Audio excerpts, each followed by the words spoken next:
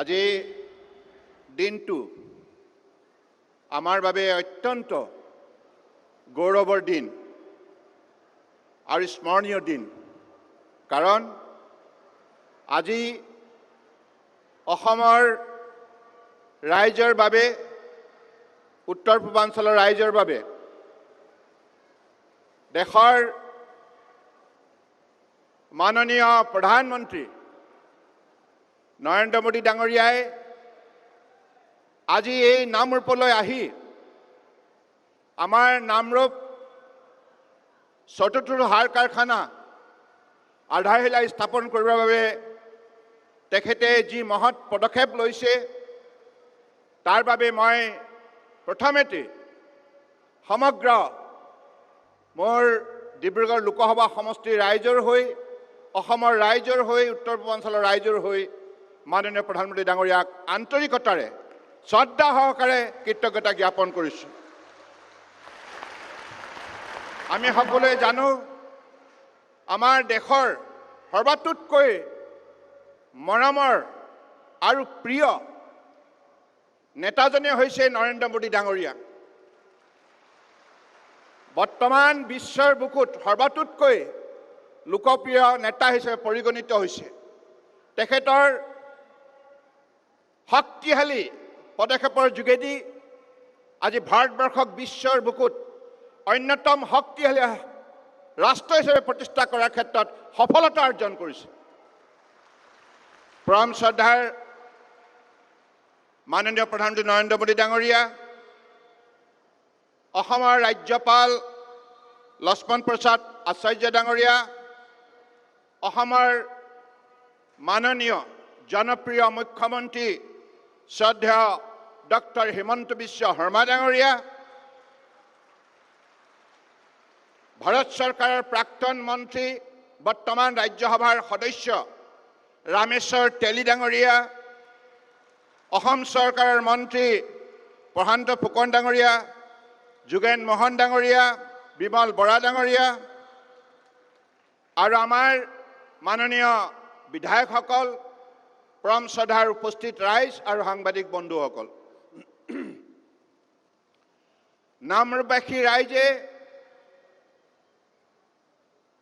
যোৱা প্ৰায় 40টা বছৰ ধৰি নামৰূপত চতুৰ্থটো সাৰ কাৰখানা পাবৰ বাবে আবেদন জনাই আহিছিল আৰু সদৌ অসম ছাত্ৰ সন্থা, অসম জাতীয়তাবাদী যুৱ ছাত্ৰ পৰিষদৰ লগতে নামৰূপৰ শ্ৰমিক সন্থাৰ লগতে বিভিন্ন দল সংগঠনে এই ক্ষেত্ৰত আন্তৰিকতাৰে ভাৰত চৰকাৰক অনুৰোধ জনাই আহিছিল। কিন্তু কংগ্ৰেছে দীৰ্ঘদিন ৰাজত্ব কৰাৰ পাছতো এই খেতিয়কৰ স্পৰ্শকাতৰ এই বিষয়টো কোনোদিনেই গুৰুত্ব নিদিলে। কংগ্ৰেছে সম্পূৰ্ণৰূপে আওকাণ কৰাৰ বাবে আমি বহুত পিছুৱাই থাকিব লগা হ'ল।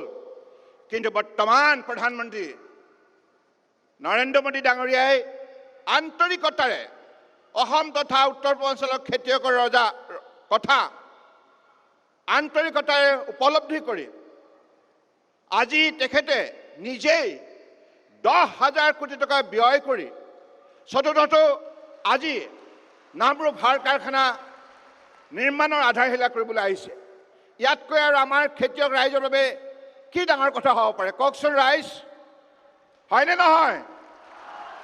গতিকে মই অতদিনে যিসকল আমাৰ সংগঠনে এই ক্ষেত্ৰত আন্তৰিকতাৰে আবেদন জনাই আহিছিল, মই তেখেতসকলকো অভিনন্দন জনাইছোঁ। আৰু মই ভাবোঁ আমি সকলোৱে মিলি মাননীয় প্ৰধানমন্ত্ৰী ডাঙৰীয়াক আন্তৰিকতাৰে কৃতজ্ঞতা জ্ঞাপন কৰিব লাগে। সেইবাবে মই সকলোকে নিজৰ স্থানত থিয় হৈ হাততালি মাৰি নৰেন্দ্ৰ মোদী জিন্দাবাদ, নৰেন্দ্ৰ মোদী জিন্দাবাদ, নৰেন্দ্ৰ মোদী জিন্দাবাদ, নৰেন্দ্ৰ মোদী জিন্দাবাদ, আমি এইখিনি সকলো সময়তে মনত ৰাখিব লাগিব। কাৰণ নৰেন্দ্ৰ মোদী ডাঙৰীয়াও অত্যন্ত দুখীয়া পৰিয়ালৰ এটি সন্তান হিচাপে সদায় দুখীয়া মানুহৰ মনৰ বেদনা গভীৰভাৱে উপলব্ধি কৰিব পাৰে। আৰু সেই উপলব্ধিৰে যোৱা 11 বছৰে ভাৰতবৰ্ষক আমাৰ শ্ৰমিক আৰু খেতিয়কৰ সকলো শ্ৰেণীৰ ৰাইজৰ উন্নয়নৰ বাবে নিৰন্তৰ যিবিলাক তেখেতে প্ৰচেষ্টা হাতত ল'লে আজি ফলপ্ৰসূ হ'ল, যাৰ ফলত আজি ভাৰতবৰ্ষৰ প্ৰতিগৰাকী নাগৰিকে সন্মান সহকাৰে জীৱন যাত্ৰা আগুৱাই নিবলৈ সক্ষম হ'ল। গতিকে মই সেইবাবে আজি এই সভাত মই দীঘলীয়া বক্তব্য দিবলৈ অহা নাই।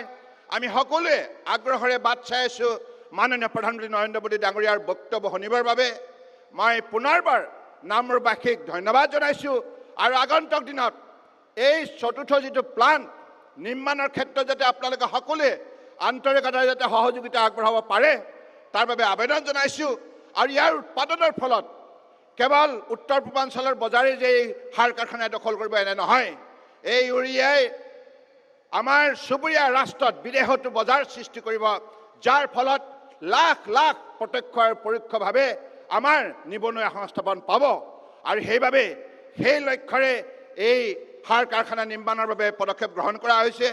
আৰু লগতে এই মুহূৰ্তত মই এই কথাটোও ক'ম, মই স্থানীয় সাংসদ হিচাপে গৌৰৱান্বিত, কাৰণ মোৰ এতিয়াও মনত আছে 2006 চনত যেতিয়া UPA গভৰ্ণমেণ্ট আছিল, ডক্টৰ মনমোহন সিং ডাঙৰীয়া অসমৰ প্ৰতিনিধি হিচাপে তেখেতে প্ৰধানমন্ত্ৰীৰ দায়িত্বত আছিল। আৰু সেই সময়তো তেখেতসকলে প্ৰতিশ্ৰুতি দিছিল যে এই সাৰ কাৰখানা তেখেতসকলে নিৰ্মাণ কৰিব, কিন্তু কংগ্ৰেছে সম্পূৰ্ণৰূপে আওকাণ কৰিলে। গতিকে এই কংগ্ৰেছক আপোনালোকে কেতিয়াও পাহৰি নাযাব। এই কংগ্ৰেছে যেনেধৰণে প্ৰতাৰণা কৰিলে অসমৰ খেতিয়কক, উত্তৰ পূৰ্বাঞ্চলৰ খেতিয়কক, ইয়াৰ বাবে আপোনালোকে তেখেতসকলক এশেকনি দিবই লাগিব। দিবনে নাই? দিবনে নাই? গতিকে আজি এই শুভক্ষণত অসম চৰকাৰৰ মাননীয় মুখ্যমন্ত্ৰী ডক্টৰ হিমন্ত বিশ্ব শৰ্মা ডাঙৰীয়াক মই ধন্যবাদ জনাইছোঁ, কাৰণ অসম চৰকাৰো এই উদ্যোগটো নিৰ্মাণৰ ক্ষেত্ৰত যিখিনি তৎপৰতা দেখুৱালে তাৰ বাবে নিশ্চিতভাৱে আমি সকলোৱে তেখেতক ধন্যবাদ দিব লাগিব। এইখিনি কথাকে কৈ মই সমবেত সমূহ ৰাইজলৈ কৌটি কৌটি প্ৰণিপাত যাচি পুনৰবাৰ মাননীয় প্ৰধানমন্ত্ৰী নৰেন্দ্ৰ মোদী ডাঙৰীয়ালৈ আন্তৰিকতাৰে শ্ৰদ্ধা আৰু কৃতজ্ঞতা জ্ঞাপন কৰি ধন্যবাদ জনাই মোৰ বক্তব্য সামৰিলোঁ। ধন্যবাদ। জয় আই অসম। ভাৰত মাতা কি, ভাৰত মাতা কি।